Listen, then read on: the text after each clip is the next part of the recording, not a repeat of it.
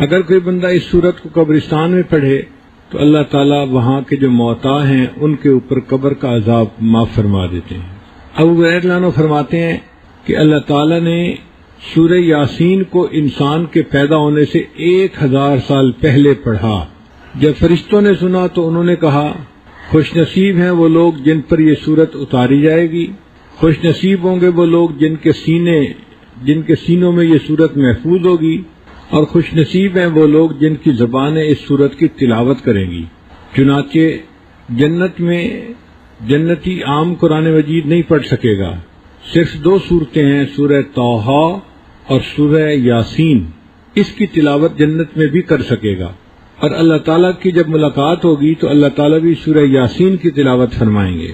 اکرمہ رضی اللہ عنہ فرماتے ہیں کہ نبی علیہ الصلوۃ والسلام اس سورت کو پڑھنے کے بعد حرم میں تشریف لاتے تھے تو کافر ٹولیاں بنا کر بیٹھے ہوتے تھے اور بڑے بلند بانگ دعوے کر رہے ہوتے تھے، جو ہمارے بتوں کو برا کہتا ہے ہمیں اگر مل جائے تو ہم تو اسے نہیں چھوڑیں گے، ہم تو یہ کریں گے، ہم تو وہ کریں گے، ہم تو فلاں کریں گے۔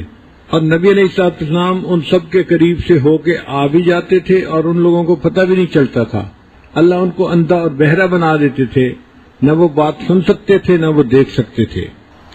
حضرت علی عنہ فرمایا کرتے تھے کہ سورہ یاسین کے 10 فوائد ہیں، اگر کوئی بھوکا اس کو پڑھے اللہ اس کی بھوک دور کر دیتے ہیں، اگر پیاسا پڑھے اللہ اس کی پیاس کو دور کر دیتے ہیں، اگر کوئی بے لباس آدمی پڑھے اللہ اس کو لباس عطا فرما دیتے ہیں، اگر کوئی کنوارا اس سورت کو باقاعدگی سے پڑھے اللہ اس کے لیے شادی کا انتظام فرما دیتے ہیں، اگر کوئی خوف زدہ بندہ اس سورت کی تلاوت کرے تو اللہ تعالیٰ خوف کی حالت میں اس کو امن عطا فرما دیتے ہیں، اگر کوئی قیدی اس سورت کو پڑھے اللہ اس کو قید سے رہائی عطا فرما دیتے ہیں، اگر کوئی مسافر پڑھے اللہ سفر میں اس کے ساتھ مدد فرما دیتے ہیں، اگر کوئی چیز گم ہو جائے اور اس حال میں بندہ پڑھے اللہ یا تو وہی چیز واپس لوٹا دیتے ہیں یا اس کا کوئی بدل عطا فرما دیتے ہیں، اگر مریض کے پاس پڑھی جائے اللہ اس کو شفا عطا فرما دیتے ہیں، اور اگر قریب المرگ بندہ ہو اس کے پاس پڑھی جائے تو اللہ تعالیٰ روح نکلنے میں آسانی فرما دیتے ہیں۔ یہ 10 فوائد اس سورت کے پڑھنے پر ملتے ہیں۔ اس سے اندازہ لگائیے کہ اللہ رب العزت کے ہاں اس سورت کا کیا مرتبہ ہے۔ اگر کوئی بندہ خواب دیکھے کہ میں سورہ یاسین شریف پڑھ رہا ہوں تو یہ اس بات کی علامت ہے کہ وہ اخلاص والا آدمی ہے، اور اللہ تعالیٰ اس سے دنیا میں کوئی ایسا کام کروائیں گے جس سے اس کو عزت ملے گی لوگوں کے اندر، اور قیامت کے دن اللہ تعالیٰ اس کو نبی علیہ الصلوۃ والسلام کا ساتھ عطا فرمائیں گے۔ تو یہ پہلا پوائنٹ جو تھا یہ فضائل سورہ یاسین کا تھا۔ دوسرا پوائنٹ ہے حروف مقطعات کے بارے میں، کہ سورہ یاسین کی ابتدا ہے یاسین سے۔ یہ یاسین 2 حروف ہیں، یا اور سین، اور ان کے معنی کیا ہیں یہ کسی کو پتہ نہیں۔ اللہ تعالیٰ نے اپنے محبوب صلی اللہ علیہ وسلم کو اس کا علم عطا کیا، ہم عام لوگوں کو اس کا کوئی پتہ نہیں۔ یہ حروف مقطعات مختلف صورتوں سے پہلے آئے ہیں، کہیں 1 حرف، کہیں 2، کہیں 3، کہیں 4، کہیں 5، اور ان حروف مقطعات نے عرب کے لوگوں کو لاجواب کر دیا۔ عرب کے لوگ اپنے آپ کو عرب کہتے تھے کہ ہم بڑے زباندان ہیں، اور باقی لوگ اجمی ہیں۔ اجمی کہتے ہیں گنگے کو، کہ باقی دنیا کو تو بولنا ہی نہیں آتا، ان کی تو زبان ہی نہیں ہے کوئی۔ تو جن کو اپنی زبان پہ اتنا فخر تھا، اللہ نے ان کے فخر کو یوں توڑا کہ صورتوں کے شروع میں حروف مقطعات بنا دیے۔ مقصد یہ تھا کہ اے لوگو، جن حروف سے تم کلام کرتے ہو انہی حروف سے بنی ہوئی یہ کتاب ہے، اگر اس کا بنانا آسان ہے تو تم اس جیسی ایک سورت بنا کے دکھا دو۔ پھر فرمایا اگر ایک سورت نہیں بنا سکتے تو 10 آیتیں بنا کے دکھا دو۔ آخر پر فرمایا کہ اگر 10 آیتیں نہیں بنا سکتے تو ایک ہی آیت بنا کے دکھا دو، اور فرمایا کہ انسانوں صرف یہ تمہیں چیلنج نہیں، جنوں کو بھی چیلنج ہے۔ انسان اور جن مل جائیں اور قرآن مجید جیسی ایک آیت بنانے کی کوشش کریں، لا یأتون بمثلہ، وہ اس کی جیسی کوئی آیت بنا کے نہیں دکھا سکتے، ولو کان بعضهم لبعض ظہیرا، ایک دوسرے کے مددگار کیوں نہ ہو جائیں۔ تو جو لوگ اسلام کے خلاف اپنی جانیں دیتے تھے، اپنے بچوں کو قربان کرتے تھے، اگر یہ چیلنج قبول کرنا ان کے لیے آسان ہوتا تو وہ کر لیتے۔ وہ 10 صورتیں بنا کے لے آتے، 5 صورتیں بنا کے لے آتے کہ جی دیکھو ہم نے بھی صورت بنا دی ہے، مگر ان زباندان لوگوں نے ایک بھی صورت بنا کے سامنے پیش نہ کی۔ نہ خنجر اٹھے گا نہ تلوار ان سے، یہ بازو میرے آزمائے ہوئے ہیں۔ اللہ تعالیٰ انسان کی حقیقت کو جانتے تھے، فرمایا کہ یہ ایک آیت بھی نہیں بنا سکتے۔ عرب میں ایک بڑا شاعر تھا اور وہ غار میں رہتا تھا، تنہائی میں رہتا تھا، تاکہ وہ اپنا کلام لکھ سکے یکسوئی کے ساتھ۔ جب سورۃ الکوثر اتری تو ایک کافر نے یہ سوچا کہ اس کی 3 آیتیں ہیں، انا اعطیناک الکوثر فصل لربک وانحر ان شانئک ھو الابتر۔ اگر اس میں چوتھا فقرہ جوڑ دیا جائے تو یہ ربائی بن جائے گی، تو ہم اس چیلنج کو قبول کرنے کی بات کرتے ہیں۔ چنانچہ اس نے یہ 3 آیتیں لکھیں اور اس شاعر کو جا کر دیں اور کہا کہ آپ برائے مہربانی ایک فقرہ جوڑ دیں، آپ کے ایک فقرہ جوڑنے سے ہمارا مسئلہ حل ہو جائے گا۔ اس شاعر نے بڑے دن غور کیا کہ اس آیت کے اس کے آگے کون سا فقرہ جوڑے۔ بڑے دنوں کی سوچ وچار کے بعد جو فقرہ اس کو سمجھ آیا وہ یہ تھا، انا اعطیناک الکوثر فصل لربک وانحر ان شانئک ھو الابتر ما ھذا قول البشر۔ یہ کسی بشر کا قول نہیں ہے۔ تو اللہ تعالیٰ نے کافروں کی زبانوں کو گنگ بنا دیا کہ تم میرے کلام کے مقابلے میں کوئی کلام لا ہی نہیں سکتے۔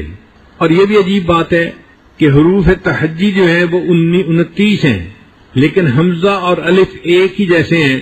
اگر ان دونوں کو ایک سمجھ لیا جائے تو 28 بنتے ہیں۔ اب 28 حروف میں سے اللہ تعالیٰ نے 14 حروف کو استعمال کیا، 14 کو چھوڑ دیا۔ حکمت کیا تھی کہ میرے بندو آدھے حروف سے تو میں نے اپنا کلام بنا دیا قرآن مجید، باقی آدھے حروف کو استعمال کر کے تم ایک قرآن بنا کے ذرا دکھا دو۔ اور یہ جو حروف ہیں ان کی سلیکشن بھی عجیب راز ہے، یہ رینڈم نہیں ہے، اس میں حکمت ہے کوئی۔ الف سے لے کے زال تک پہلا حصہ بنتا ہے، اس میں اللہ تعالیٰ نے 2 حروف کو استعمال فرمایا اور 7 کو چھوڑ دیا۔ الف اور ہا کو استعمال کیا اور 7 کو چھوڑ دیا۔ اور آخری جو حصہ بنتا ہے وہ فا سے لے کے یا تک، اس میں اللہ نے 7 حروف کو استعمال کیا، 2 حروف کو چھوڑ دیا۔ فا اور واو کو چھوڑ دیا، باقی سب حروف کو استعمال کر لیا، تو 7 اور 2 9، یہ 9 حروف بن گئے۔ پھر درمیان کا حصہ تھا وسط کا، را سے لے کے غین تک، اللہ نے 10 حروف میں سے ایک کو استعمال کیا، ایک کو چھوڑ دیا، ایک کو استعمال کیا، ایک کو چھوڑ دیا، تو 5 حروف وہاں سے مل گئے، تو 9 اور 5 یہ 14 حروف حروف مقطعات بنے، جن سے اللہ تعالیٰ نے اپنے کلام کو سجایا۔ مفسرین نے ان میں بہت حکمتیں بیان کی ہیں۔ وہ فرماتے ہیں جیسے الف لام میم، الف سے مراد اللہ اور میم سے مراد محمد صلی اللہ علیہ وسلم اور لام سے مراد جبرائیل علیہ السلام، جو اللہ اور رسول صلی اللہ علیہ وسلم کے درمیان واسطہ بنے، اللہ کے کلام کو نبی علیہ السلام تک لے کر آئے۔ تو الف لام میم اللہ، جبرائیل علیہ السلام اور محمد صلی اللہ علیہ وسلم اس کی اشارہ کرتا ہے۔ بعض مفسرین نے لکھا کہ جن صورتوں کے شروع میں الف کا حرف آیا ہے اس میں قرآن مجید کا ضرور تذکرہ ہے۔ الف لام میم ذالک الکتاب لا ریب فیہ، الف لام را تلک آیات الکتاب المبین۔ تو الف جہاں آئی ہے وہاں قرآن کا تذکرہ ضرور ہے۔ اور جس صورت کے شروع میں طا کا حرف آیا ہے اس صورت میں حضرت موسیٰ علیہ السلام کا تذکرہ ہے، یا موسیٰ علیہ السلام کا جو عصا سانپ بن گیا تھا اس کا تذکرہ ہے۔ اگر آپ غور کریں تو طا کا حرف ایسے ہی ہے جیسے کوئی اژدہا یا سانپ بیٹھا ہوا ہو، نیچے ڈھیر لگا ہوا ہوتا ہے اور اس کا سر اوپر اٹھا ہوا ہوتا ہے، تو طا کا حرف بن جاتا ہے۔ اور جس صورت کے شروع میں نون کا حرف آیا ہے اس میں قلم کا تذکرہ آیا ہے، نون والقلم وما یسطرون۔ اور اگر نون پر غور کریں تو وہ دوات کی مانند حرف بنتا ہے، تو جہاں دوات کے حرف کا تذکرہ تھا وہاں اللہ نے قلم کا بھی تذکرہ ساتھ کر دیا۔ لیکن اصل بات یہ ہے کہ یہ اللہ اور بندے کے درمیان راز ہیں۔ اللہ نے اپنے محبوب صلی اللہ علیہ وسلم کو ان رازوں کے ذریعے سے اپنا میسج پہنچا دیا۔ کہتے ہیں جن لوگوں کے درمیان محبت ہو نا وہ اشاروں میں باتیں کر جاتے ہیں اور فرشتوں کو بھی پتہ نہیں چلتا۔ میان عاشق و معشوق رمزیست کرامن کاتبین ہم خبر نیست۔ عاشق اور معشوق کے درمیان ایسے اشارے ہوتے ہیں، وہ پیغام ایک دوسرے کو پہنچا جاتے ہیں، فرشتوں کو بھی پتہ نہیں چلتا۔ جیسے ایک شاعر نے شعر لکھا کہ میں نے اپنی محبوبہ کو کہا فقلت لها قفی، میں نے اسے کہا کہ تم رک جاؤ، اس نے کہا فقلت فقالت لی کاف، اس نے مجھے کہا کاف، کہ فی کہنے کی کیا ضرورت تھی، یہ تو پورا لفظ ہے، اگر یہ بولو گے تو سب کو پتا چل جائے گا تم مجھے رکنے کا اشارہ کر رہے ہو، صرف قاف کا حرف بول دو، میں سمجھ جاؤں گی تم مجھے روکنا چاہتے ہو، میں رک جاؤں گی۔ تو یہ حروف مقطعات بھی اللہ تعالیٰ اور ان کے محبوب صلی اللہ علیہ وسلم کے درمیان راز کی باتیں تھیں، جو عاشق اور معشوق کے درمیان، محب اور محبوب کے درمیان اشارات تھے۔ تیسرا نقطہ، یاسین، کچھ لوگ اپنا نام رکھ لیتے ہیں، تو یاسین نام رکھنا کیسا ہے؟ امام مالک رحمۃ اللہ علیہ منع فرماتے تھے، وہ فرماتے تھے کہ ممکن ہے کہ یہ اللہ تعالیٰ کے ناموں میں سے کوئی نام ہو، اسماء الحسنہ میں سے کوئی اسم ہو، تو بندے کو یہ نام رکھنا پھر مناسب نہیں۔ ہاں اگر کوئی رکھنا ہی چاہتا ہے تو جس طرح یاسین قرآن کے شروع میں لکھا ہوا ہے، یا کے اوپر کھڑی الف ہے اور آگے سین ہے، تو اس طرح نام نہ لکھے، بلکہ یا کے آگے الف کا حرف لگائے، یاسین، تو یاسین کے وزن پر پھر یاسین کا نام رکھنا اس کے لیے جائز ہو جائے گا۔ چوتھا نقطہ یہ ہے کہ اللہ تعالیٰ نے قرآن مجید میں مختلف انبیاء کو خطاب فرمایا، مگر ان کے نام لے کر ان کو خطاب کیا، یا آدم، یا نوح، یا زکریا، یا ابراہیم، یا موسیٰ، یا عیسیٰ، یا یحییٰ، نام لے کر ان کو خطاب فرمایا۔ لیکن جب اپنے محبوب صلی اللہ علیہ وسلم کا معاملہ آیا تو اللہ تعالیٰ نے ان کو ذاتی نام لے کر یا محمد، یا احمد ایسے خطاب نہیں کیا، صفاتی نام سے خطاب کیا، یا ایھا النبی، یا ایھا الرسول، یا ایھا المزمل، یا ایھا المدثر، اے جہان کو درست کرنے والے، اے کملی کے اوڑھنے والے۔ اللہ نے ان کو ان کے صفاتی ناموں سے پکارا، اس میں نبی علیہ الصلوۃ والسلام کی عظمت ظاہر ہوتی ہے۔ پھر پانچواں نقطہ یہ ہے کہ حدیث پاک میں نبی علیہ السلام نے فرمایا، لِكُلِّ شَيْءٍ قَلْبٌ وَقَلْبُ الْقُرْآنِ یاسین، ہر چیز کا دل ہوتا ہے اور قرآن مجید کا دل سورہ یاسین ہے۔ تو سورہ یاسین کو قرآن مجید کا دل کیوں کہا گیا؟ مفسرین نے اس کی مختلف وجوہات لکھی ہیں۔ ایک وجہ یہ لکھی ہے کہ 3 عقائد بنیادی ہیں، ایک اللہ تعالیٰ کی توحید کا اقرار، دوسرا نبی علیہ السلام کی رسالت کا اقرار، اور تیسرا قیامت کے دن اللہ کے سامنے کھڑے ہونے کا اقرار، بعثت بعد الموت۔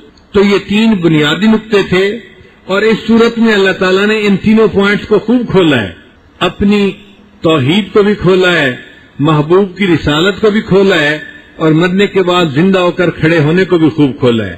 چونکہ بنیادی عقائد اس میں کھولے گئے، اس لیے اس صورت کو قرآن مجید کا دل کہا گیا۔ اس صورت کے شروع میں اللہ تعالیٰ قسم اٹھا کر فرماتے ہیں، یاسین والقرآن الحکیم انک لمن المرسلین، اے میرے محبوب صلی اللہ علیہ وسلم بے شک آپ بھیجے ہوئے رسولوں میں سے ہیں۔ تو اللہ تعالیٰ نے باقی انبیاء کی رسالت کی بھی گواہی قرآن میں دی، لیکن کسی نبی کی گواہی قسم اٹھا کے نہیں دی۔ اس صورت میں اللہ تعالیٰ نے اپنے محبوب صلی اللہ علیہ وسلم کی رسالت کی قسم اٹھا کر گواہی دی ہے۔ اس میں بڑی عظمت ہے، اس میں بڑا اکرام ہے کہ اللہ کے محبوب صلی اللہ علیہ وسلم کی رسالت کی اللہ قسم اٹھا کر گواہی دیتے ہیں۔ کوئی بڑا آدمی ویسے ہی بات کر دے تو وہ بات اہم ہوتی ہے، اگر وہ قسم اٹھا کر کہے تو بات کی اہمیت اور بھی زیادہ ہو جاتی ہے۔ تو سوچئے اللہ کے محبوب صلی اللہ علیہ وسلم کو کتنی تسلی ملی ہوگی جب اللہ نے قسم اٹھا کر کہا کہ آپ تو میرے رسولوں میں سے ہیں۔ پھر فرمایا وَعَلَىٰ صِرَاطٍ مُسْتَقِيمٍ، آپ سیدھے راستے پر ہیں۔ تو سیدھے راستے کی رہنمائی کی بھی تصدیق کر دی۔ ہم سورہ فاتحہ میں روز پڑھتے ہیں اہدنا الصراط المستقیم، اللہ میں سیدھے راستے کی رہنمائی فرما دے۔ اب اگر کوئی پوچھے کہ سیدھا راستہ کون سا ہے، بھئی سیدھا راستہ ہے انعام یافتہ لوگوں کی پیروی کرنے کا۔ اور سورہ یاسین میں اللہ فرماتے ہیں، اے میرے حبیب صلی اللہ علیہ وسلم، جو آپ کی شریعت کی پیروی کرے گا، آپ کی سنت کی اقتداء کرے گا، آپ کے نقش قدم کے اوپر ہوگا، علی صراط مستقیم، وہ سیدھے راستے کے اوپر زندگی گزارنے والا ہوگا۔ پھر اللہ تعالیٰ اپنے محبوب صلی اللہ علیہ وسلم کو تسلی دیتے ہیں کہ کافر آپ کی بات سنتے ہیں مگر اس پہ توجہ نہیں دیتے، بات مانتے نہیں، آپ اس سے غمزدہ نہ ہوں، آپ اپنے دل کو غمزدہ نہ ہونے دیں۔ یہ بھی ضدی لوگ ہیں اور ان کے باپ دادا جو گزرے وہ بھی ضدی لوگ تھے، یہ آپ کی بات سنیں گے اور مانیں گے نہیں، چونکہ ان کے آنکھوں کے اوپر پردے پڑ گئے، ان کے کانوں کے اوپر پردے ہیں، دلوں کے اوپر تالے ہیں، تو آپ ان کو ڈرائیں یا نہ ڈرائیں سواء علیہم برابر ہے۔ یہاں پہ ایک نقطہ نکلتا ہے کہ اگر ڈرانا یا نہ ڈرانا برابر ہے تو پھر ڈرانے کا کیا فائدہ؟ مفسرین نے لکھا ان لوگوں کے حق میں برابر ہے، ڈرانا یا نہ ڈرانا ان کو فائدہ نہیں ہوگا، لیکن جو ڈرانے والا ہوگا اس کو تو ثواب ملے گا نا ڈرانے کا۔ تو اے محبوب صلی اللہ علیہ وسلم، آپ کو اپنی تبلیغ کا اجر ملے گا، اللہ کا قرب نصیب ہوگا، ان لوگوں کے لیے برابر ہے۔ تو اگر یہ آپ کی بات کو نہیں مانتے تو آپ پریشان نہ ہو اس بات پر، یہ اللہ کا فیصلہ ہے، اللہ نے ان کا معاملہ ایسے کر دیا، اللہ نے ان کے گلوں کے اندر رسم و رواج کے توق ڈال دیے ہیں، اور اس توق کی وجہ سے ان کے سر اوپر ہو گئے ہیں، یہ نیچے راستہ دیکھ ہی نہیں سکتے، ایسے ہے جیسے ان کے دائیں بائیں اللہ نے دیواریں کر دی ہیں اور اوپر ان کے اللہ نے پردہ ڈال دیا، ان کو کچھ نظر نہیں آتا۔ چنانچہ 7واں پوائنٹ وَجَعَلْنَا مِن بَيْنِ أَيْدِيهِمْ سَدًّا وَمِنْ خَلْفِهِمْ سَدًّا فَأَغْشَيْنَاهُمْ فَهُمْ لَا يُبْصِرُونَ۔ یہ آیت مبارکہ انسان کے لیے آخرت کا فائدہ تو رکھتی ہے، دنیا کا بھی فائدہ رکھتی ہے۔ چنانچہ اگر کوئی آدمی کسی سے خوف محسوس کرے، کوئی دشمن ہے اس سے ڈر ہے، کوئی موذی ہے ایذا پہنچنے کی توقع ہے، تو وہ اگر اس آیت کو پڑھ کر اس پر پھونک دے تو اللہ تعالیٰ اس بندے سے شر سے محفوظ فرما لیتے ہیں۔ نبی علیہ السلام بھی اسی آیت کو پڑھ کے حرم آتے تھے اور کافر ان کو نہیں دیکھ پاتے تھے۔ اگر آج کا کوئی بندہ اس کو دشمن کا ڈر ہے، پولیس کا ڈر ہے یا کسی اور کا ڈر ہے، اس آیت کو پڑھ لے، اللہ تعالیٰ اس کی حفاظت فرما دیں گے۔ اس آیت کو وہ آدمی بھی پڑھ سکتا ہے کہ جو دفتر میں کام کرتا ہے اور اس کا افسر ظالم ہے، وہ اس پر ظلم کرتا ہے، اس کو تنگ کرتا ہے، اس کا جینا حرام کر دیا ہے۔ اگر وہ دفتر جا کے اس آیت کو پڑھ کر افسر کے اوپر پھونک دے تو اس کی غلطیاں، کمزوریاں اللہ اوجھل کر دیں گے، اس افسر کو اس کا پتہ ہی نہیں چل سکے گا۔ بیرون ملک جو رہنے والے لوگ ہیں وہ ایک ایسے ماحول میں رہتے ہیں کہ جہاں دوست بھی ہیں، دشمن بھی ہیں۔ وہاں پر اگر کوئی پولیس کے ہتھے چڑھ جائے تو پولیس پھر اس کا ٹکا کے جو ہے وہ احتساب کرتی ہے۔ تو اگر ایسا ڈر ہو تو اس آیت کو پڑھ کے اگر پھونک دیا جائے تو اللہ اس بندے کی حفاظت فرما لیتے ہیں۔ ہم نے اپنی زندگی میں ہزاروں مرتبہ اس کا تجربہ کیا اور ہزاروں مرتبہ اس کا ایفیکٹ آنکھوں سے دیکھا ہے۔ اب اگر فوج کے لوگ اس پر عمل کریں اور فوجی اگر لڑنا ہو دشمن کے سامنے جا کر اس آیت کو پڑھ کے پھونک لیا کرے، اللہ تعالیٰ اس کی دشمن سے حفاظت فرمائیں گے۔ مثال کے طور پہ پائلٹ نے حملے کے لیے جانا ہے تو اس کا تو جہاز ریڈار کے اوپر ہوتا ہے، اگر اس آیت کو پڑھ کے پھونک لے اور پھر فلائٹ کرے، ہمارا یقین ہے اللہ تعالیٰ اس کے دشمن سے حفاظت فرمائیں گے۔ پھر اگلا نقطہ یہ ہے کہ اللہ تعالیٰ نے ایک شہر والوں کا تذکرہ کیا، بستی والوں کا تذکرہ کیا۔ مفسرین نے لکھا کہ وہ شہر انطاکیہ تھا، اس میں اللہ نے اپنے 2 انبیاء کو بھیجا، انہوں نے آ کے بستی والوں کو ڈرایا مگر انہوں نے بات نہیں مانی۔ پھر اللہ تعالیٰ نے ایک تیسرے پیغمبر اسلام کو بھیجا، انہوں نے بھی آ کے ڈرایا، لیکن لاتوں کے بھوت باتوں سے نہیں مانتے، وہ نہیں مانے۔ جب وہ نہیں مانے تو ایک آدمی تھا حبیب نجار اس کا نام تھا، کارپینٹر تھا، وہ شہر کے دوسرے کنارے سے دوڑا ہوا آیا اور اس نے آ کے اپنی قوم کو کہا کہ اے قوم، تم ان کی بات کیوں نہیں مانتی؟ یہ تم سے کوئی اجر بدلہ نہیں مانگتے، یہ تو اللہ کے بھیجے ہوئے رسول ہیں، یہ تو ہدایت کے راستے پر ہیں، تم ان کی بات کو مانو۔ قوم کو غصہ آیا، انہوں نے حبیب نجار کو قتل کر دیا۔ حبیب نجار نے جو ان کو دعوت دی تھی وہ ان الفاظ سے دی تھی، وَمَا لِيَ لَا أَعْبُدُ الَّذِي فَطَرَنِي وَإِلَيْهِ تُرْجَعُونَ، مجھے کیا ہو گیا کہ میں اس ذات کی پوجا نہ کروں جس نے مجھے پیدا کیا، یعنی عبادت اس کا حق ہے جو پیدا کرتا ہے اور وہ اللہ تعالیٰ ہے، بت نہیں ہے۔ اتنے اچھے طریقے سے انہوں نے دین کی دعوت دی۔ پھر جب قوم نے ان کو قتل کر دیا تو انہوں نے کہا یا لیت قومی یعلمون بما غفر لی ربی وجعلنی من المکرمین، کاش میری قوم دیکھتی کہ اللہ نے میرے گناہوں کو بخش دیا اور اللہ نے مجھے جنت عطا فرما دی۔ تو حدیث پاک سے ثابت ہے ہر مومن جب فوت ہوتا ہے تو اس کے دل کی یہ تمنا ہوتی ہے کاش میری قوم کو پتہ چل جائے کہ اللہ نے میرے اوپر مہربانی فرما دی۔ جب کوئی انعام لیتے ہیں نا یا پاس ہو جاتا ہے تو اس کا دل چاہتا ہے کہ سب کو پتہ چلے کہ میں پاس ہو گیا ہوں۔ یہی حالت مومن کی قبر میں ہوتی ہے. چنانچہ ایک مرتبہ 70 حفاظ شہید ہوئے تھے ایک غزوہ میں، تو انہوں نے یہ کہا تھا کہ بلغوا عنا قومنا، ہماری طرف سے ہماری قوم کو یہ بات پہنچا دی جائے ان قد لقینا ربنا، کہ ہماری ملاقات ہمارے رب سے ہو گئی، فرضی عنا وارضانا، اللہ ہم سے راضی ہو گیا، ہم اللہ سے راضی ہو گئے. تو اللہ تعالیٰ نے ان لوگوں کی یہ بات اپنے محبوب صلی اللہ علیہ وسلم کو وحی کے ذریعے سے اطلاع دے دی، اور نبی علیہ السلام نے بتایا کہ وہ لوگ جب شہید ہوئے تو وہ یہ بات کر رہے تھے، اللہ نے وہ پیغام مجھے پہنچا دیا. ایک صحابی تھے حضرت خباب رضی اللہ تعالیٰ عنہ، ان کو مکہ کے کافروں نے پکڑ لیا تھا اور وہ پھانسی دینا چاہتے تھے. حدیث پاک میں ہے کہ جب پھانسی دینے لگے تو انہوں نے دعا مانگی تھی، اے اللہ میں آپ کے محبوب کے سامنے اس وقت خود حاضر تو نہیں ہوں اور کوئی بندہ بھی نہیں کہ میں سلام بھیجوں، اے اللہ اگر میرے محبوب کو یہ منظر دکھا دے تو یہ دکھا دے کہ میں دین کی خاطر اپنی جان اللہ کے رام پہ قربان کر رہا ہوں. حدیث مبارکہ میں نبی علیہ السلام مسجد میں تشریف فرما تھے، آپ نے ارشاد فرمایا اللہ نے میرے اور خباب کے درمیان کے سب پردوں کو ہٹا دیا اور میں نے آج مکہ میں اس کو پھانسی پہ چڑھتے ہوئے آنکھوں سے دیکھ لیا ہے. جب کوئی مردہ قبر میں جاتا ہے اور اسے منکر نکیر سوال پوچھتے ہیں اور وہ کامیاب ہو جاتا ہے تو وہ ان فرشتوں کو کہتے ہیں دعونی ارجع الی اہلی، مجھے اجازت دو میں اپنے اہل خانہ کے پاس واپس جاؤں، فاخبرہم، اور ان کو جا کے میں اس بات کی اطلاع دوں کہ میں قبر میں کامیاب ہو گیا. تو وہ کہتے ہیں کہ نہیں تو واپس نہیں جا سکتا، نم کا نومت العروس، دلہن کی نیند سو جا آرام کر.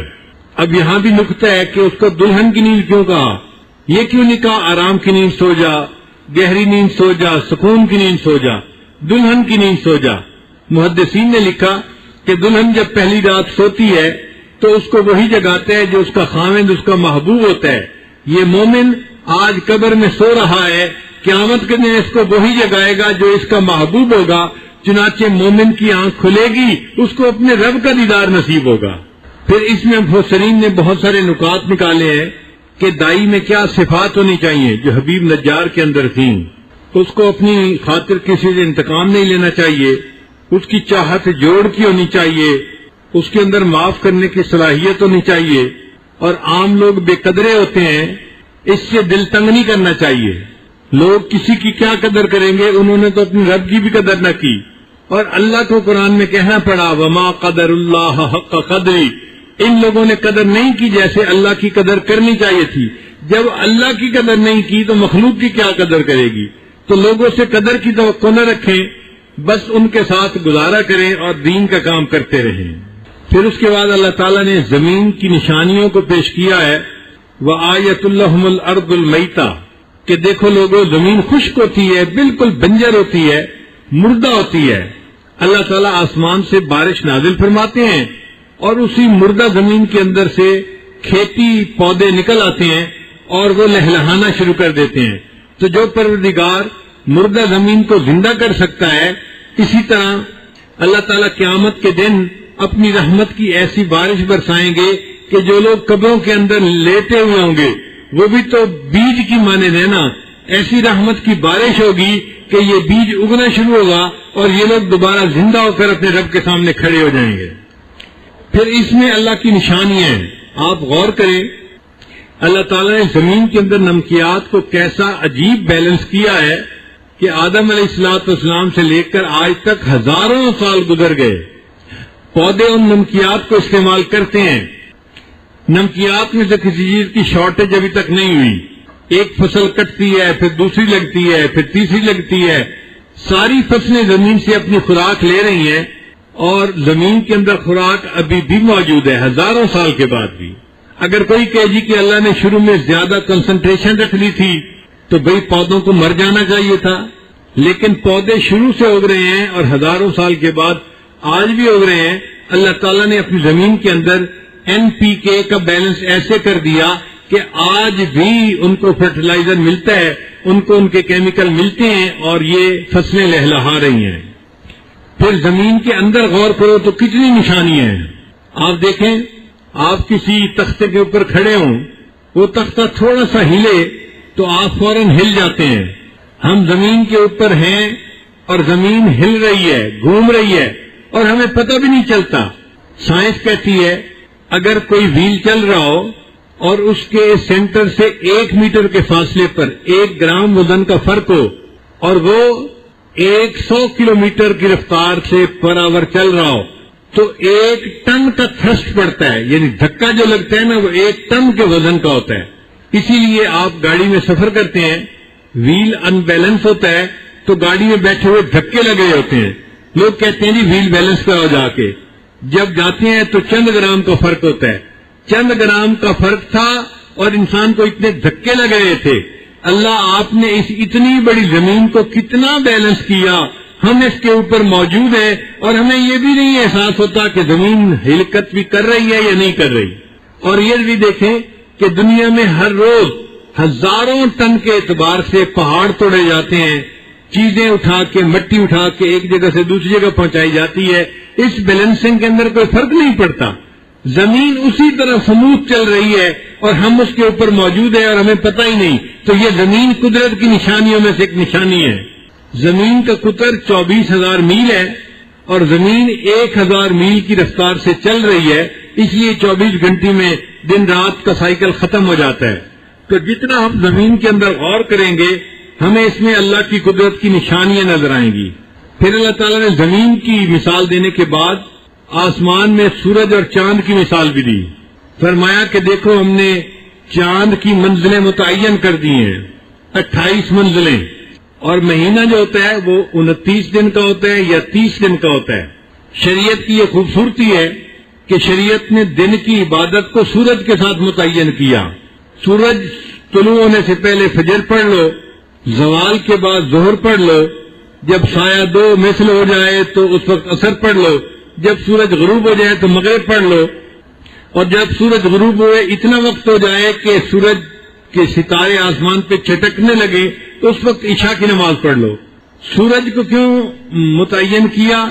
کہ انسان گھر میں ہے تو بھی سورج کو دیکھ سکتا ہے، جنگل میں ہے تو بھی دیکھ سکتا ہے، سمندر میں ہے تو بھی دیکھ سکتا ہے، پہاڑ کی چوٹی پہ ہے تو بھی دیکھ سکتا ہے۔ یہ ایک ایسی چیز ہے جس کو زمین کے اوپر ہر بندہ دیکھ لیتا ہے، اس کو دیکھ کے وقت کا تعین کرنا آسان ہے، تو نمازوں کو اللہ نے سورج کے ساتھ جوڑ دیا۔ لیکن جو سال کی تقریبات تھیں اللہ نے ان کو قمری مہینے کے ساتھ جوڑا ہے، چاند کے ساتھ جوڑا ہے۔ چاند دیکھو تو یہ پہلی محرم ہے، چاند دیکھو یہ پہلی ربیع الاول ہے، چاند دیکھو یہ پہلی رمضان ہے، چاند دیکھو یہ پہلی شوال عید کا دن ہے۔ نبی اسلام نے فرمایا صوموا لرؤیتہ وافطروا لرؤیتہ، جب تم چاند کو دیکھو تو روزہ رکھنا شروع کر دو اور جب چاند کو دیکھو تو عید منا لو۔ آج کے زمانے میں کچھ ایسے بھی لوگ ہیں کہ جو زیادہ ہی سائنس لکھے پڑھے بن گئے ہیں، وہ کہتے ہیں جی چاند دیکھنے کی کیا ضرورت ہے، کیلکولیشنوں سے ہمیں پتہ ہوتا ہے کب چاند نظر آئے گا، لہذا کیلکولیشنوں سے ہمیں فیصلہ کر لینا چاہیے۔ چنانچہ یہ لوگ شعبان کے آخری دنوں میں اعلان کر دیتے ہیں فلاں دن رمضان کا پہلا روزہ ہوگا اور فلاں دن عید منائی جائے گی، یعنی رمضان کی ابتدا کا بھی اعلان، رمضان کی انتہا کا بھی اعلان، اور یہ لوگ سائنسی کیلکولیشنوں کے اوپر بنیاد باندھتے ہیں۔ ہم کہتے ہیں کہ نہیں، ایسا نہیں کرنا چاہیے، چاند کو دیکھ کے روزہ رکھنا چاہیے اور چاند کو دیکھ کے عید منانی چاہیے۔ اس کے جواب میں وہ کہتے ہیں یہ جاہل ہیں، ان مولویوں کو کیا پتا، یہ دقیانوس ہے اور ان کو تو زمانے کا پتہ ہی نہیں، یہ تو سائنس کو کچھ جانتے ہی نہیں۔ مگر ہم اپنی بات پہ پھر بھی قائم ہیں، ہم چاند کو دیکھیں گے تو روزہ رکھیں گے اور چاند کو دیکھیں گے تو عید کریں گے۔ ایک دفعہ کا تجربہ بھی ساجد نے بتایا کہ امریکہ میں عید کے چاند کا اعلان کرنا تھا اور یہ میری ذمہ داری تھی، تو میں نے چاند کے ڈپارٹمنٹ جو تھا، جو مون کے لیے اسپیس میوزیم بنا ہوا ہے، ان میں ایک سیکشن ہے جو چاند کو ہر وقت مانیٹر کرتا رہتا ہے۔ وہ لوگ دعویٰ کرتے ہیں کہ we trace each inch of the trajectory of moon, کہ چاند کا جو دائرہ ہے ہم اس کے ایک ایک انچ کو میئر کرتے ہیں، ہمیں پتہ ہوتا ہے چاند اس وقت کہاں ہے۔ تو میں نے وہاں فون کر کے پوچھا کہ جی بتائیں، میں اس جگہ پر ہوں امریکہ میں، بتائیں آج یہاں چاند نظر آئے گا یا نہیں آئے گا؟ وہ کہنے لگے جی ہم امکان بتا دیتے ہیں کہ امکان ہے یا نہیں، ہم گارنٹی نہیں کر سکتے۔ میں نے کہا نہیں، مجھے گارنٹی چاہیے۔ ان کا جی کہ ہمارے نیوی کے سیکشن میں اس سے بھی زیادہ ریسرچ ہوتی ہے، آپ ان سے رجوع کریں، وہ جواب دیں گے۔ چنانچہ میں نے ان سے نمبر لیا اور میں نے ان کے نیوی کے سیکشن میں فون کیا۔ فون جس نے ریسیو کیا اس نے کہا کہ جی ہم امکان بتا سکتے ہیں، گارنٹی نہیں کر سکتے۔ میں نے اسے کہا کہ دیکھو ہم امریکہ میں رہتے ہیں اور دعویٰ تو یہ ہے کہ یہ ہم چاند کے اوپر پاؤں رکھ چکے، چاند پر پہنچ چکے، اور میں کہتا ہوں کہ بتاؤ نظر آئے گا یا نہیں آئے گا، آپ کہتے ہیں گارنٹی نہیں کرتے، تو یہ کیا بات ہوئی؟ اس نے کہا جی کہ آپ ایسا ہے کہ میں آپ کو اس سائنسدان سے ملاتا ہوں جو پوری دنیا میں سب سے زیادہ سائنس چاند کو سمجھنے والا بندہ ہے، اس سے زیادہ سمجھنے والا بندہ کوئی نہیں، وہ ڈائریکٹر ہے ہمارا، اس سے میں ملاتا ہوں تو آپ اس سے بات کر لیجئے۔ چنانچہ اس نے ملا دیا۔ میں نے اس سے یہی سوال پوچھا، اس نے کہا جی ہم آپ کو امکان بتا سکتے ہیں کہ چاند نظر آئے گا یا نہیں آئے گا، ہم گارنٹی نہیں کر سکتے۔ میں نے اس سے بھی یہی کوشچن کیا کہ ایک طرف تو چاند پہ پہنچنے کے دعوے ہیں اور ایک طرف نظر آنے کی بھی گارنٹی نہیں کرتے آپ لوگ۔ تو اس نے کہا کہ اچھا آپ انجینئر ہیں، بات کو سمجھیں گے؟ میں نے کہا ہاں میں بات کو سمجھوں گا، انجینئرنگ بیک گراؤنڈ ہے میرا۔ اس نے مجھے کہا کہ دیکھو ہم جو چاند کو میئر کرتے ہیں نا کہ یہ کہاں پہ ہے، یہ دوربین سے دیکھ کے میئر نہیں کرتے، آنکھ سے دیکھ کے اندازہ نہیں لگاتے، اس کے لیے ہم نے ایک میتھمیٹیکل ماڈل بنایا ہوا ہے، وہ ماڈل جو ہے اس سے کیلکولیشنوں کے ذریعے ہمیں پتہ چلتا ہے، اور ان ماڈل کے اندر 6000 ویریبل ہیں، 6000 ویریبل ہیں، جیسے ہوا کی سپیڈ ابھی کچھ ہے، تھوڑی دیر کے بعد آندھی آ جائے گی تو کچھ ہو جائے گی۔ اب یہ چیز بندے کے اختیار میں نہیں ہے، اللہ کے اختیار میں ہے۔ اس نے کہا کہ ہمارے اس میتھمیٹیکل ماڈل میں 6000 ویریبل ہیں۔ اب ہم گارنٹی نہیں کر سکتے کہ 6000 ویریبل میں کوئی تبدیلی نہیں آئے گی اور ریزلٹ یہ آئے گا، یہ عین موقع پہ کیا ہوتا ہے یہ تو کائنات کا بنانے والا جانتا ہے، ہم نہیں جانتے۔ تو میں نے الحمدللہ کہا کہ الحمدللہ اتنی سائنسی ریسرچ کے بعد بھی میرے آقا صلی اللہ علیہ وسلم کی بات آج بھی سچی ہے، چاند کو دیکھو تو روزہ رکھو اور چاند کو دیکھو تو تم عید منا لو، تم کیلکولیشنوں کے اوپر انحصار نہیں کر سکتے۔ پھر آگے 13واں نقطہ اللہ تعالیٰ فرماتے ہیں لَلشَّمْسِ يَنبَغِي لَهَا أَن تُدْرِكَ الْقَمَرَ، چاند کو زیب نہیں دیتا کہ وہ سورج کو زیب نہیں دیتا کہ وہ چاند کو پکڑے، اور نہ رات دن سے پہلے آ سکتی ہے۔ ہر کوئی اپنے اپنے دائرے کے اندر گھوم رہا ہے، اللہ کی عبادت کر رہا ہے، اللہ کی تصویر بیان کر رہا ہے۔ 1400 سال پہلے جب سائنس کی کوئی بنیاد نہیں تھی، کوئی جانتا نہیں تھا، اس وقت شریعت نے بتا دیا کہ آسمان پر چاند کا دائرہ الگ ہے اور سورج کا دائرہ الگ ہے، یعنی آربٹ کا تصور یہ سب سے پہلے قرآن مجید نے پیش کیا کہ چاند کا آربٹ الگ ہے اور سورج کا آربٹ الگ ہے، اور آج بھی سائنس اسی بات کو تسلیم کرتی ہے۔ پھر 14واں نقطہ اللہ تعالیٰ نے جانوروں کی مثال دی، وَآیَةٌ لَّهُمْ أَنَّا حَمَلْنَا ذُرِّيَّتَهُمْ فِي الْفُلْكِ الْمَشْحُونِ، اللہ تعالیٰ نے کشتی کی مثال دی، یعنی آسمان کی مثالیں دینے کے بعد اللہ تعالیٰ نے سمندر کی مثال دی۔ دیکھو سمندر کے اندر کتنی لہریں آتی ہیں، ہائی ٹائیڈ ہوتی ہے، لو ٹائیڈ ہوتی ہے، اگر ہم چاہیں تو تمہارے جہازوں اور کشتیوں کو توڑ کے رکھ دیں، لیکن ہم نے تمہیں مہلت دی ہوئی ہے، تم سمندر میں سیر کرنے کے قابل ہو۔ آج بڑے بڑے بحری بیڑے بڑھ چکے، مگر وہ بھی سفر کرتے ہیں تو چاند کا خیال رکھتے ہیں، جب 14ویں کا چاند ہوتا ہے تو 16 فٹ سے 20 فٹ تک لہریں اچھلتی ہیں اور بڑے بڑے جہاز ڈوب جاتے ہیں۔ اللہ نے کہا کہ تم غور کرو ہم کیسی قدرت کے بنانے والے ہیں، ہم نے سمندروں کو بنایا اور اس میں بھی تمہارے لیے نشانیاں رکھ دی۔ تو پہلے آسمان کی نشانیوں کو پیش کیا، پھر سمندر کی نشانیوں کو پیش کیا۔ پھر اللہ تعالیٰ فرماتے ہیں کہ دیکھو ہم تمہیں قیامت کے دن کھڑا کریں گے اور اس دن ہم نیکوں کو بروں سے الگ کر دیں گے، اور جو نیک لوگ ہوں گے ان کو اللہ تعالیٰ سلام فرمائیں گے، سلام قولا من رب الرحیم، ان کو کہا جائے گا سلامتی ہو تمہارے اوپر رب رحیم کی طرف سے، یعنی اللہ تعالیٰ ان کا اکرام فرمائیں گے۔ جیسے مہمان آتا ہے تو میزبان اس کو سلام کرتا ہے، مومن اللہ کے حضور حاضر ہوں گے، اللہ تعالیٰ سلام فرمائیں گے، اپنے بندوں کا اکرام فرمائیں گے۔ پھر کہا جائے گا وَامْتَازُوا الْيَوْمَ أَيُّهَا الْمُجْرِمُونَ، اے مجرموں آج کے دن میرے نیک بندوں سے جدا ہو جاؤ. اللہ تعالیٰ اس دن ہمیں اپنے نیک بندوں کا ساتھ عطا فرمائے اور ہمیں نیک بندوں کے زمرے میں شمار فرمائے. حدیث پاک میں ہے من احب قوما علی اعمالہم، اگر کوئی بندہ کسی قوم سے ان کے عملوں کی وجہ سے محبت کرتا ہے، یہ لوگ ذکر کرنے والے ہیں، یہ علم پڑھنے پڑھانے والے ہیں، یہ دعوت و تبلیغ والے ہیں، یہ نیک لوگ ہیں، یہ اللہ والے لوگ ہیں، ان سے محبت کرے ان کے اعمال کی وجہ سے، تو نبی نے شان فرمایا حشر بہم، اللہ تعالیٰ قیامت کے دن اس بندے کا حشر انہی کے ساتھ فرمائیں گے. آج ہم اگر نیکوں سے محبت کریں گے تو قیامت کے دن اللہ ہمیں نیکوں کے زمرے میں کھڑا فرمائیں گے، ورنہ قیامت کے دن ہمیں مجرموں کے زمرے میں جانا پڑے گا. پھر 16واں نقطہ ہے اللہ تعالیٰ شیطان کا تذکرہ کرتے ہیں بدبخت کا، اور انسان کو اچھی طرح تنبیہ کرتے ہیں کہ تم نے شیطان کی بات نہیں مانی، وہ دشمن ہے تمہارا. فرماتے ہیں الم احد الیکم یا بنی آدم اللہ تعبدوا الشیطان، اے اولاد آدم کیا ہم نے تم سے یہ عہد نہیں لیا تھا کہ تم شیطان کی پوجا نہیں کرو گے، وَأَنِ اعْبُدُونِی، اور تم ایک میری عبادت کرو گے، ھذا صراط مستقیم، یہ ہے سیدھا راستہ. وَلَقَدْ أَضَلَّ مِنْكُمْ جِبِلًّا كَثِيرًا، وہ تم میں سے ایک کثیر تعداد لوگوں کی بہکا کر لے گیا. أَفَلَمْ تَكُونُوا تَعْقِلُونَ، کیا تمہیں عقل نہیں آئی، کیا تمہیں عقل کی رتی نہیں ہے کہ تم شیطان سے اپنے آپ کو بچاؤ اور اس دشمن کا وار نہ چلنے دو. پھر 17واں نقطہ یہ ہے کہ اللہ تعالیٰ فرماتے ہیں کہ قیامت کے دن تمہارے بدعمالیوں کے اوپر ہم تم سے نہیں پوچھیں گے، تمہاری زبانوں پہ ہم مہر لگا دیں گے. وَتُكَلِّمُنَا أَيْدِيهِمْ وَتَشْهَدُ أَرْجُلُهُمْ، تمہارے ہاتھ گفتگو کریں گے، تمہارے پاؤں گواہی دیں گے، تمہاری جلد گواہی دے دی تم دنیا میں جو کرتوت کرتے پھرتے تھے.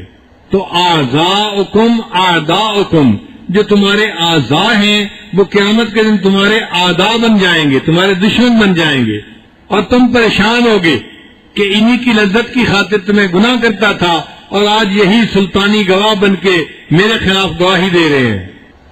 پھر اس کے بعد اللہ تعالیٰ فرماتے ہیں کہ یہ قرآن مجید کوئی شعر نہیں ہے. یہ جو لوگ کہتے ہیں نا کہ یہ شاعر ہیں یا ساحر ہیں، یہ لوگ غلط کہتے ہیں. شعر جو ہے، شاعر لوگ اکثر افراط و تفریط کا معاملہ کرتے ہیں. جب خوش ہوتے ہیں تو آسمان پہ چڑھا دیتے ہیں، جب کسی سے ناراض ہوتے ہیں تو زمین سے بھی نیچے لے جاتے ہیں. جیسے ایک شاعر نے شعر لکھا تھا کہ اے میرے محبوب، تیرے رخسار کے اوپر جو تل ہے نا، میں اس تل کے بدلے تمہیں سمرقند اور بخارا کا شہر دینے کے لیے تیار ہوں. تو وقت کے بادشاہ نے اس کو بلایا کہ یہ کون شاعر ہے جو اتنے بڑے بڑے شہر اپنے محبوب کو دینے کے لیے تیار ہے. اس نے بلایا اور کہا کہ تمہیں پتہ ہے تم نے کتنی بڑی بات کی ہے کہ میں سمرقند اور بخارا دینے کے لیے تیار ہوں. اس نے کہا بادشاہ سلامت، مجھے زیادہ خرچ کرنے کی عادت ہے، اس لیے میں نے سمرقند اور بخارا محبوب کو پیش کر دیا. یہی تو وجہ ہے کہ گھر مجھے کھانے کو کچھ ملتا ہی نہیں ہے. تو بادشاہ ہنس پڑا اور اس نے اسے سزا نہیں دی. تو شاعر چونکہ افراط و تفریط کرتے ہیں، اللہ فرماتے ہیں کہ میں نے اپنے محبوب کو شاعر نہیں بنایا اور شعر ان کو زیب بھی نہیں دیتا، کیونکہ یہ قرآن مجید جو ہے یہ نثر ہے، مگر اس کے اندر جو تاثیر ہے وہ شعر سے بھی بڑھ کر ہے. شعر کی کوئی ضرورت نہیں ہے، اس نثر کے اندر اللہ نے ایسی تاثیر پیدا کر دی ہے جو پڑھتا ہے اس کے دل کے اوپر اس کا اثر ہوتا ہے. پھر 19واں نقطہ، اللہ تعالیٰ نے جانوروں کی مثال دی. اولم یرو انا خلقنا لهم مما عملت ایدینا انعاما فهم لها مالکون. اللہ تعالیٰ انعام جانوروں کی مثال دیتے ہیں کہ اے انسانوں، ہم نے تمہارے لیے دیکھو جانور بنائے، یہ جانور تمہاری کیسی اطاعت کرتے ہیں. آپ دیکھیں اونٹ کتنا بڑا جانور ہے، قد و قامت میں، ایک لات مارے تو جس بندے کے لات لگے وہ دوبارہ نہیں اٹھے گا، مر ہی جائے گا، اتنی طاقت ہوتی ہے. مگر اس کے اوپر بوجھ لاد کر ایک 3 سال کے بچے کو اس کی مکیل پکڑا دیں، اونٹ اس کے پیچھے چلنا شروع کر دیتا ہے. اتنا فرما بردار اور تابعدار ہے. 500 اونٹ ایک دوسرے کے ساتھ نتھی ہو اور ان کی نکیل ایک بچے کے ہاتھ میں ہو تو 500 اونٹ اس بچے کے پیچھے پیچھے چلتے رہتے ہیں. تو اللہ فرماتے ہیں کہ دیکھو ہم نے ان کو تمہارا فرما بردار بنایا، وہ تمہاری کیسی فرما برداری کرتے ہیں. تم گھوڑے کو دیکھ لو، گھوڑا کتنا طاقتور ہوتا ہے، تم اس کو پکڑنا چاہو پکڑ نہیں سکتے، لیکن ہم نے اسے تمہارا تابعدار بنا دیا، وہ تمہاری فرما برداری کرتا ہے. انسان گھوڑے کو تانگے کے اندر جو ہے لگا لیتا ہے اور پھر گھوڑے کو مارتا ہے، بھگاتا ہے، اور گھوڑا بھاگتا ہے، سارا دن بھاگتا ہے، انکار نہیں کرتا جی اب تو میں تھک گیا ہوں، اب میں کچھ نہیں کر سکتا، جی آپ نے میرے پاؤں کے نیچے جو لوہا لگوایا تھا نا اس کا جو کیل تھا وہ مجھے ہرٹ کر رہا ہے، مجھے درد ہو رہی ہے اور مجھ سے بھاگا نہیں جا رہا، میں نہیں بھاگ سکتا۔ اس کی زبان اللہ نے بند کر دی، وہ اپنے مالک کے سامنے بول بھی نہیں سکتا، تکلیف ہے تو بھی بھاگ رہا ہے، نہیں تکلیف تو بھی بھاگ رہا ہے، سارا دن گرمی کا موسم بھاگتا رہا، تھک گیا۔ اب مالک کی چھٹی کرنے کا وقت ہے، جب اس نے چھٹی کرنے کے لیے گھر جانے کا ارادہ کیا، اس کو 2 سواریاں مل گئیں، بھئی ہم نے ریلوے اسٹیشن جانا ہے اور دیر ہو گئی، ٹائم کم ہے، ہمیں ذرا جلدی پہنچا دو۔ تو مالک اس کو پھر جو ہے نا ریلوے اسٹیشن کی طرف لے کے چلتا ہے کہ احتجاج نہیں کر سکتا وہ گھوڑا، جناب میری ڈیوٹی ختم ہو گئی، آپ تو گھر کی طرف چلنے لگ گئے تھے، اب آپ کو 2 ٹکے کی امید لگ گئی، پھر آپ نے مجھے بھگانا شروع کر دیا۔ وہ بیچارہ پھر بھاگنے لگ جاتا ہے، اب وہ بھاگ رہا ہے تو اس کا مالک پھر اس کو چھانٹے مار رہا ہے۔ گھوڑا پوچھ نہیں سکتا جناب سارا دن بھی میں بھاگتا رہا اور اب اس اوور ٹائم میں بھی میں بھاگ رہا ہوں، آپ مجھے کیوں چھانٹے مار رہے ہیں، کیا مسئلہ ہے آپ کو؟ مالک چھانٹے مارتا ہے اور تیز بھاگو، جناب اگر یہ سواریاں لیٹ ہو گئی ہیں میرا تو قصور نہیں نا، یہ تو سواریوں کا قصور ہے، کیوں لیٹ آئی ہیں اور مجھے بھاگنے کے باوجود آپ مار رہے ہیں۔ گھوڑا مار کھاتا ہے اور بھاگتا ہے، اور اگر اس بھاگنے کے دوران اسے لیڈ کرنے کا وقت پیش آ جائے تو وہ اپنی ضرورت کے لیے کھڑا نہیں ہوتا بلکہ بھاگ بھی رہا ہوتا ہے، لیڈ بھی کر رہا ہوتا ہے۔ اللہ نے اسے انسان کا ماتحت بنا دیا، اس نے ماتحتی کا حق ادا کر دیا، اپنی ضرورت کے لیے بھی نہیں رکتا، بھاگ رہا ہے، چھانٹے کھا رہا ہے اور ان سواریوں کو وقت پہ اپنے اسٹیشن پہ پہنچا دیتا ہے۔ جب اسٹیشن پہ پہنچا دیتا ہے اس کو پیاس لگی ہوتی ہے اور گھوڑے کو مالک نے پانی نہیں پلایا ہوتا تو گھوڑا کیا کرتا ہے، قریب میں جو گندی نالی کا گندا پانی ہوتا ہے وہی پینا شروع کر دیتا ہے۔ وہ اپنے مالک کو یہ نہیں کہہ سکتا جناب سارا دن بھگایا، میرا اتنا پسینہ بہا، اتنی ڈی ہائیڈریشن ہوئی کہ اب میرے اندر جو ہے پانی کی جو ہے ضرورت تھی اور آپ نے مجھے پانی بھی نہ پلایا، میں گندی نالی کا پانی پیتا ہوں، آپ کے اوپر اعتراض نہیں کرتا۔ پھر اس گھوڑے کو لے کے مالک گھر آتا ہے اور گھر آ کے باندھتا ہے، سردیوں کا موسم ہے، اچھا میں تھوڑی دیر بعد اس کو کمرے میں باندھ دوں گا، ابھی میں گھر میں ہو کے آتا ہوں، سلام کرتا ہوں۔ وہ گھر میں بیوی بچوں کو سلام کرنے آتا ہے، وہیں باتوں میں بیٹھ جاتا ہے، پھر کھانا کھاتا ہے، پھر اس کو نیند آتی ہے تو وہ اپنے بستر میں سو جاتا ہے اور بھول ہی جاتا ہے کہ میں نے گھوڑے کو چارہ بھی دینا تھا اور کمرے میں بھی باندھنا تھا۔ پوری رات وہ گھوڑا سردی میں کھڑا رہتا ہے، ٹھٹھرتا رہتا ہے، سو نہیں سکتا، لیکن اپنے مالک کو بیل دے کے بلا نہیں سکتا کہ جناب ذرا باہر تو تشریف لائیں، مالک صاحب آپ نے نہ مجھے کھانا دیا نہ مجھے میری جگہ پر باندھا، میں سردی میں ٹھٹھر رہا ہوں۔ ساری رات اس کی نیند پوری نہیں ہوتی، اس کا آرام پورا نہیں ہوتا، اور اگلے دن اس کو میڈیکل لیو لینے کا حق نہیں ہے کہ مالک کو کہ جناب آج میری طبیعت ناساز ہے، میں ڈیوٹی پہ نہیں جا سکتا۔ اللہ نے اس کی زبان بند کر دی، اس کا حق لے لیا، وہ مالک کا فرما بردار ہے۔ اگلے دن پھر مالک اس کو گھوڑے میں باندھتے ہیں ٹانگے میں، تو گھوڑا پھر اس کے مالک کی فرما برداری کرتا ہے اور بھاگنا شروع کر دیتا ہے۔ اللہ سکھانا چاہتے ہیں کہ دیکھو ہم نے ان جانوروں کو تمہارا ماتحت بنایا، یہ جانور کس طرح تمہاری بات مانتے ہیں، اگر یہ جانور تمہارے ماتحت بن کے زندگی گزار سکتے ہیں، انسانوں تم بھی اپنے رب کے ماتحت ہو، کیا اپنے رب کی بات مان کے تم زندگی نہیں گزار سکتے؟ ہم نے قربانی کے موقع پہ دیکھا ہے لوگ اپنے گھروں میں بکرے دمبے پالتے ہیں، تو جو پالتو دمبے ہوتے ہیں نا پھر ان کو شام کو نہلا کے ذرا باہر نکلتے ہیں کہ جانور بھی چلے گا اور ہم بھی ذرا باہر کی ہوا کھا کے ہیں، تو وہ اس دمبے کو کوئی رسی نہیں باندھتے کہ رسی باندھ کے پکڑ کے چلے، نہیں، وہ راکھواں لیلا ہوتا ہے، وہ گھر میں پالا ہوا ہوتا ہے، وہ مالک کو پہچانتا ہے، مالک آگے آگے چل رہا ہے، پیچھے پیچھے اس کا دمبا چل رہا ہے، جہاں مالک کھڑا ہو گیا دمبا بھی کھڑا ہو گیا، جہاں مالک نے گلی کا ٹرن لیا دمبے نے بھی لے لیا، اس کو پتا ہوتا ہے یہ راکھواں لیلا ہے، یہ میرے علاوہ کہیں اور نہیں جا سکے گا۔ ہم بھی اللہ تعالیٰ کے راکھویں لیلے کی مانند ہیں، ہمیں بھی چاہیے کہ شریعت جہاں چاہتی ہے ہم وہاں چلیں اور جہاں شریعت روکتی ہے رک جائیں اور جہاں شریعت موڑ لیتی ہے ہم بھی ادھر کو راستہ موڑ لیں۔ تو اللہ تعالیٰ نے اس آیت مبارکہ میں جانوروں کی مثال دے کر انسانوں کو سمجھایا ہے کہ بکری کو اشارہ کرو وہ کھانا چھوڑ دیتی ہے. تمہیں ہم شریعت اشارہ کرتی ہے تم گناہ کیوں نہیں چھوڑتے؟ تم جانوروں سے بھی تو گئے گزرے نہ بنو. جانوروں کی طرح تم اپنے مالک کا احترام کرو اور اس کی فرمانبرداری کرو. پھر 20واں نقطہ اللہ تعالیٰ نے انسان کی پیدائش کا تذکرہ کیا. اولم یرل انسان انا خلقناہ من نطفۃ، اے انسان دیکھ تجھے ہم نے کس چیز سے پیدا کیا؟ نطفے سے پیدا کیا. انسان کو اس کی اوقات دکھا رہے ہیں، انسان کے اندر سے تکبر کو نکال رہے ہیں، اس کے اندر اللہ تعالیٰ عاجزی پیدا کر رہے ہیں. فرماتے ہیں کہ تو اپنی بنیاد کو دیکھ کہ تجھے کس سے پیدا کیا. آپ دیکھیں کہ جس پانی سے انسان پیدا ہوتا ہے وہ پانی نہیں ہوتا، وہ چھوٹے چھوٹے کیڑے ہوتے ہیں، ان کو سپرم کہتے ہیں.